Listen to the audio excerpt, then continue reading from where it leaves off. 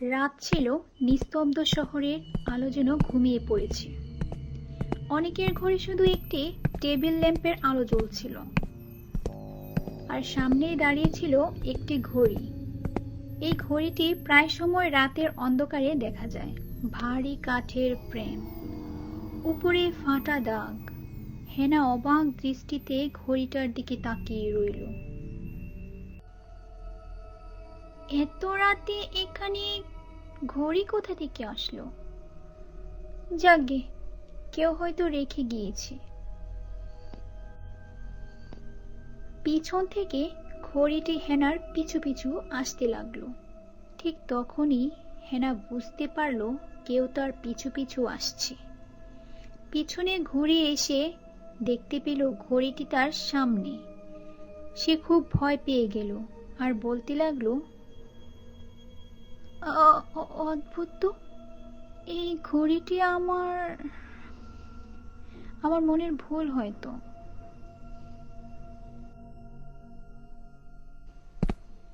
সে আবারও হাঁটতে লাগলো। ঠিক তখনই ঘড়িতে তার সাথে সাথে হাঁটার কারণে সে পিছন ফিরল। ঘড়িটি বড় হতে লাগলো এবং তাকে ভিতরে নিয়ে গেল।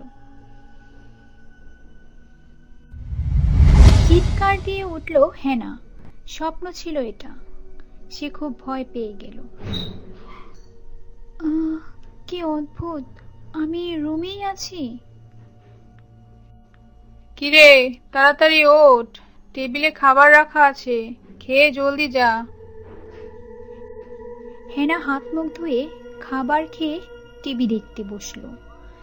ঠিক তখনই সে রাতের স্বপ্ন দেখা নিয়ে আবারও ভাবতে লাগলো এবং সে অনুভব করতে লাগলো কে যেন তাকে ডাকছে।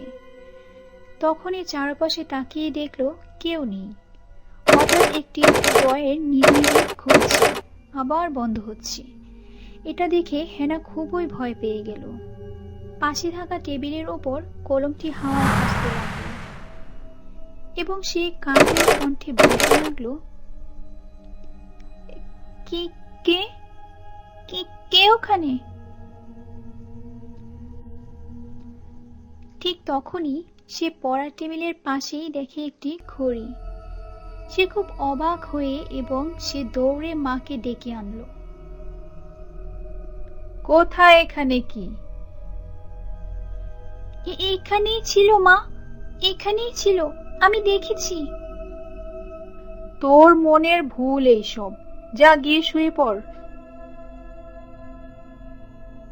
হেনা, এই হেনা। কে কে কে ডাকলে আমায়? মা তুমি? না, আমি ওপাশ থেকে। ঘরের ভেতর থেকে টুমটুম শব্দ এলো, যেন আঙ্গুল দিয়ে কেউ ঘড়িটাকে নাড়াচ্ছে। হেনা বিছানা ছেড়ে ওঠা মাত্রই সে দেখতে পেল আবারও সেই অদৃশ্য ঘড়ি। ভয়ে কাঁপা কাঁপা কণ্ঠে বলতে লাগলো, ওপাশ মানে? তুমি কি ঘড়ির ভেতর থেকে বলছো? হ্যাঁ, তুমি দেখতে চাও আমাকে? হ্যাঁ, কিন্তু কে তুমি? আমি তোমার বন্ধু। তোমার মতোই ছোট ছিলাম এক সময়। তুমি শুধু হাত বাড়াও ঘড়ির দিকে, দেখো আমি কেমন ভাবে আসি। হেনা, তুই এখনো ঘুমাসনি? কিছু না, এই তো ঘুমাচ্ছিলাম, হঠাৎ ঘুম ভেঙে গেল, তাই একটু পানি খেতে উঠলাম।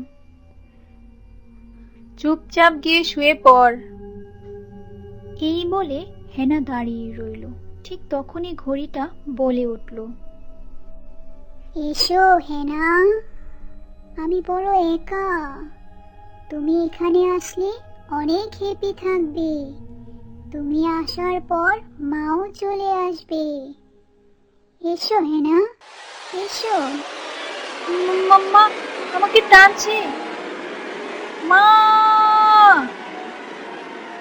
এই রাতের পর থেকে হেনার আর ফিরে আসেনি। নিমিষেই ঘড়িটি গায়েব হয়ে গেল।